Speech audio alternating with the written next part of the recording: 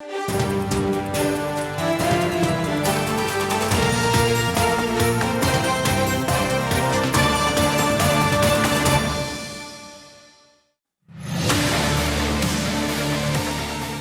ये जो आज फैसला किया है लॉकडाउन को खोलने का, और मैं ये वाजे कर दूं, लॉकडाउन सैटरडे से खुलेगा, कल से नहीं खुल रहा, लिहाजा हमें लॉकडाउन खोलना है। हर चीज़ के ऊपर एसओपीज़ है, मसलन अगर फैक्ट्री खोलनी है उसके क्या एसओपीज़ है। अगर ये फिर से एक तेज़ी से अगर ऊपर स्पाइक आ गई, मतलब कि एकदम केसेस बढ़ गए और लोगों ने एहतियात ना की, तो हमें तो फिर से बंद करना पड़ेगा। वजीर आजम ने मुल्क भर में हफ्ते से लॉकडाउन खत्म करने का ऐलान कर दिया। तमाम शोबों को मरहला वार खोला जाएगा। ज़ाब्ता का तैयार, आवाम से जिम्मेदारी के मुजाहरे की अपील। कहा जो फैसला किया वो तमाम सूबों के साथ मिलकर किया, सबको साथ देना पड़ेगा। कवायद व ज़वाबित पर अमल ना हुआ तो लॉकडाउन दोबारा करना पड़ेगा।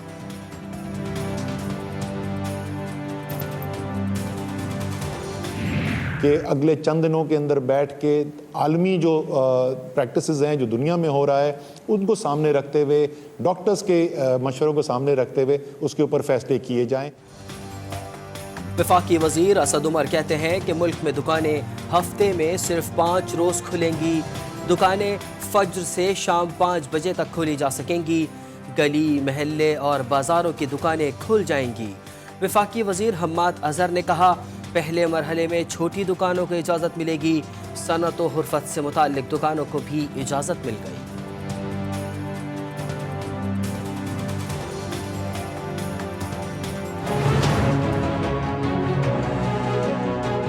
हफ्ते के रोज़ से हमने मुतफ़िका फ़ैसला किया है सूबों के साथ भी और तमाम इकाइयों के साथ कि हम मंदरजा झैल सनत जो है उसको खोलने जा रहे हैं और इस सनत के साथ इनकी दुकानें भी खुलेंगी। हार्डवेयर स्टोर्स को भी खोला जाएगा पूरे पाकिस्तान में। जितने भी तालीमी इदारे हैं वो 1 जुलाई को नहीं खुलेंगे, बल्कि वो 1 जून को नहीं खुलेंगे, बल्कि वो 15 जुलाई तक बंद रहेंगे। यानी कि हमने जो स्कूल्स को और तालीमी इदारों को मज़ीद 1.5 माह बंद करने का फैसला किया, जिसकी आपने मंजूरी दी।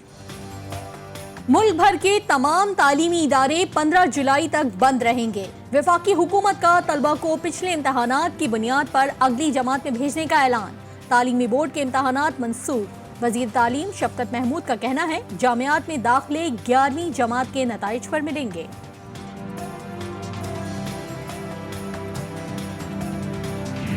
जिन मुल्कों में ये बहुत तेज़ी से फैली या जहाँ इसकी स्पाइक या पीक बहुत तेज़ी से आई, तो हमें थोड़ा सा इस पे कुछ तसल्ली या सेटिस्फैक्शन होनी चाहिए कि इसकी जो भी वजूहात हैं, उसमें बाद में थोड़ी बात करते हैं कि जो भी वजूहात हैं, हम आज बहुत मुल्कों की निस्बत एक बेहतर सूरत हाल में खड़े हैं। पाकिस्तान में कोरोना के मरीजों की रफ्तार पड़ोसी ममालिक के मुकाबले में कम है, मगर शोबा सेहत पर दबाव बहरहाल बरकरार है। फोकल पर्सन बराए इंसदाद कोरोना डॉक्टर फैसल का कहना है कोरोना वायरस की वजह से दीगर मरीज नज़रअंदाज हो रहे हैं। हमारे पास इतनी मालूमात हैं कि मुस्तकबिल के अंदाजे लगा सकें। पंजाब हुकूमत ने भी लॉकडाउन में नरमी करने का ऐलान कर दिया। वजीर आला उस्मान बुज़दार कहते हैं लॉकडाउन को मरहला वार नरम करने का फैसला इज्तिमाई मुशावरत से किया गया। तामीरात की सनत से वाबस्ता कारोबार खोलने की इजाज़त। हफ्ते से मजीद सनतों और मुतालिका कारोबार खोलने की इजाज़त होगी।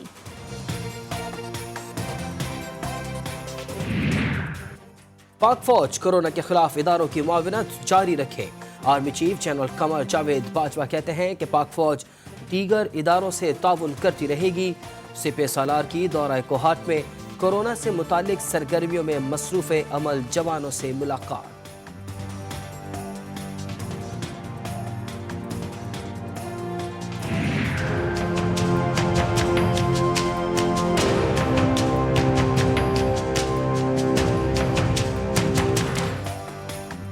मुल्क में कोरोना के मरीजों की तादाद 24,000 तक जा पहुंची। 24 घंटे में 21 अफराद जाँ बहक, तादाद 564 हो गई। सिंध में 8,640, पंजाब में 9,077, खैबर पख्तूनख्वा में 3,712, बलूचिस्तान में 1,495, गिलगित में 388, इस्लामाबाद में 521 और आज़ाद कश्मीर में 76 अफराद कोरोना वायरस का शिकार।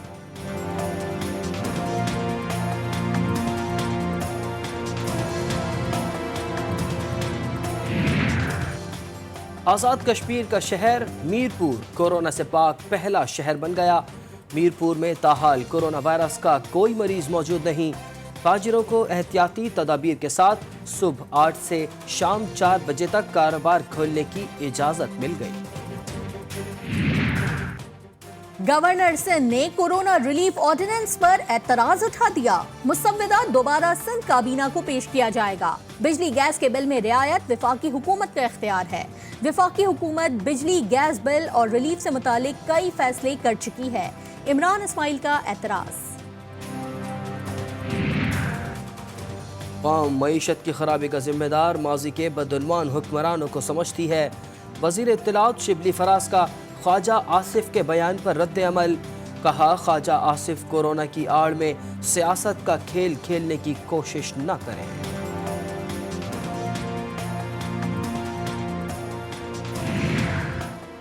نیب کا شاہد خاقان عباسی کے خلاف LNG کیس میں ضمنی ریفرنس دائر کرنے کا فیصلہ۔ جعلی حکومت چل ہی نہیں رہی۔ نیب سے سب سے زیادہ تنگ آج خود حکومت ہی ہے۔ اب حکومتی چہرے بھی جلد یہاں نظر آئیں گے۔ شاہد خاقان عباسی کی میڈیا سے گفتگو۔ چیئرمین نیب کے اختیارات کے خلاف چودھری برادران کی درخواست سماعت کے لیے منظور۔ لاہور ہائی کورٹ نے چیئرمین نیب اور دیگر فریقین سے 11 مئی تک جواب طلب کر لیا۔ درخواست میں نیب سیاسی انجینئرنگ کا ادارہ قرار۔ چیئرمین نیب نے سندھ گندم اسکینڈل کا نوٹس لے لیا۔ جسٹس ریٹائرڈ جاوید اقبال نے گندم کی ترسیل میں خرد برد کی تحقیقات کا حکم دے دیا۔ بدعنوان عناصر سے سرکاری فنڈز برآمد کر کے قومی خزانے میں جمع کرانے کی بھی ہدایت۔ TDA کی تاریخ کا سب سے بڑا اسکینڈل منطقی انجام کو پہنچ گیا۔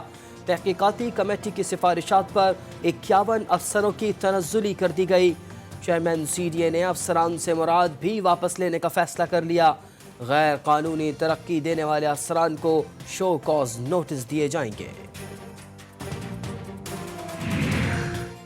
کراچی کے نوجوان نے 36 خاندانوں کی کفالت کے لیے اپنی موٹر سائیکل فروخت کر دی۔ شہر سے متصل بستیوں میں 16 گھرانے بینائی سے محروم، 20 گھرانوں کے افراد معذور ہیں۔ بستی میں خوراک کی شدید قلت، مستقل بنیادوں پر امداد کی ضرورت۔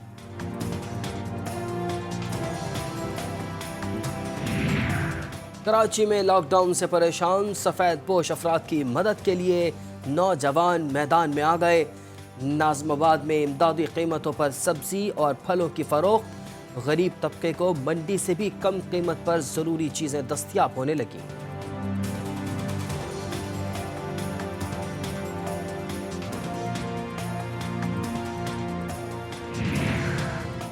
کراچی والوں کے لیے بڑی خوشخبری، شہر میں کل سے درجہ حرارت میں کمی آئے گی۔ روٹھی ہوئی سمندری ہوائیں دوبارہ شہر کا رخ کریں گی۔ آج درجہ حرارت 40 ڈگری سینٹی گریڈ تک رہا۔ پنجاب اور خیبر پختونخوا میں بادل برسنے سے موسم خوشگوار۔ Innocent Kashmiris are being martyred in fake encounters and phony cordon and search operations. In an inhuman practice, even the mortal remains of those martyred are not being handed over to their families. مقبوضہ کشمیر میں نوجوانوں کو جعلی مقابلوں میں قتل کیے جانے کا انکشاف۔ پاکستان کا بھارتی اقدامات پر شدید احتجاج۔ ترجمان دفتر خارجہ کا کہنا ہے شہداء کی لاشیں ورثاء کے حوالے نہیں کی جا رہی۔ بھارت قوت سے کشمیریوں کی آواز دبا نہیں سکتا۔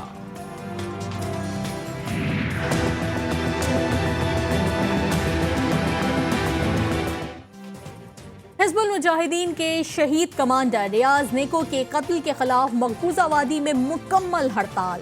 کشمیری کرفیو کی پابندی توڑتے ہوئے سڑکوں پر آ گئے۔ حریت کانفرنس کا نسل کشی کے خلاف اقوام متحدہ سمیت عالمی اداروں سے رابطہ۔ پاکستان اور کویت عالمی وبا سے نمٹنے کے لیے شانہ بشانہ رہیں گے۔ دونوں ممالک کے وزرائے خارجہ کی ایک دوسرے کو تعاون کی یقین دہانی۔ کویتی ہم منصب کو مقبوضہ کشمیر میں بھارتی مظالم سے آگاہ کیا گیا۔ بھارتی اقدامات خطے کے امن کے لیے خطرناک قرار۔ متحدہ عرب امارات میں مقیم بے روزگار پاکستانیوں کو مفت واپس لانے کا اعلان۔ 700 پاکستانیوں کی واپسی کے اخراجات متعلقہ کمپنیاں ادا کریں گی۔ آئندہ 2 ہفتے میں وطن واپس لایا جائے گا۔ امریکہ میں پھنسے پاکستانیوں کو لانے کا خصوصی مشن۔ واشنگٹن سے PIA کی پہلی پرواز 10 مئی کو اسلام آباد پہنچے گی، دوسری پرواز 13 مئی کو کراچی آئے گی۔ نیو جرسی سے بھی ایک طیارہ لاہور لینڈ کرے گا۔ محکمہ صحت نے ڈاکٹرز، نرسوں اور نیم طبی عملے کی تربیت مکمل کر لی۔ کورونا کے علاج اور دیگر وبائی امراض سے بچاؤ میں مدد ملے گی۔ عملے کو 36 اسپتالوں میں تعینات کیا جائے گا۔ تربیت عالمی ادارہ صحت کے تعاون سے دی گئی۔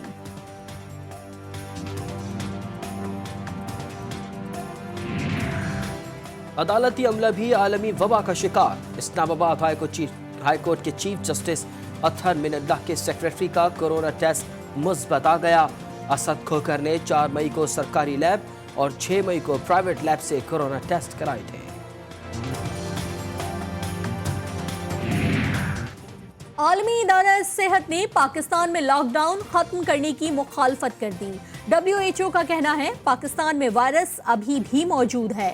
لاک ڈاؤن ختم ہونے سے کورونا خطرناک حد تک بڑھ سکتا ہے۔ حکومت کو آگاہ کر دیا گیا۔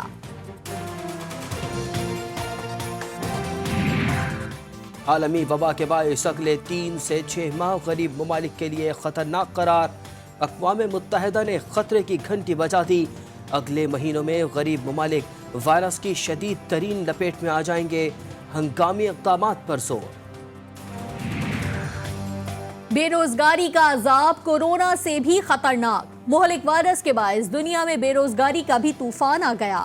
بھارت میں صرف اپریل کے مہینے میں 13 کروڑ سے زائد شہری نوکریوں سے ہاتھ دھو بیٹھے۔ بے روزگاری مزید بڑھنے کا اندیشہ۔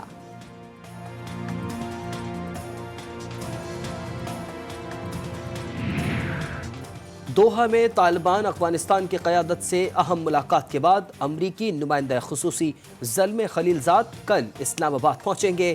سیاسی اور عسکری قیادت سے اہم ملاقاتیں ہوں گی۔ قیام امن کے سلسلے کو آگے بڑھانے پر غور ہوگا۔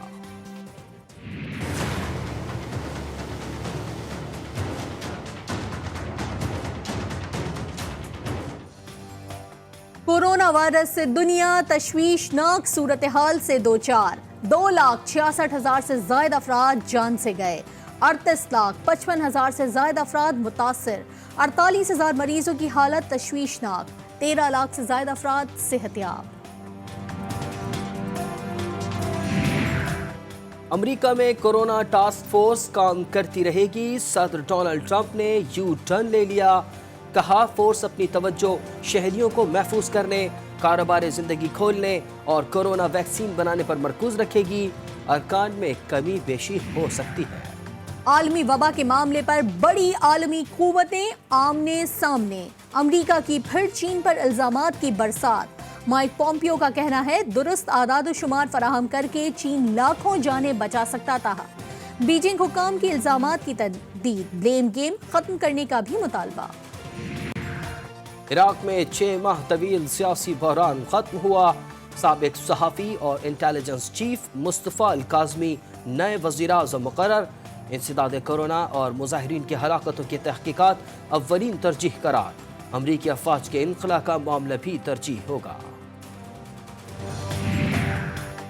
سرائکی اور مارواڑی زبان کے مقبول لوک گلوکار کرشن لال بھیل انتقال کر گئے۔ طویل عرصے سے گردوں کے عارضے میں مبتلا تھے۔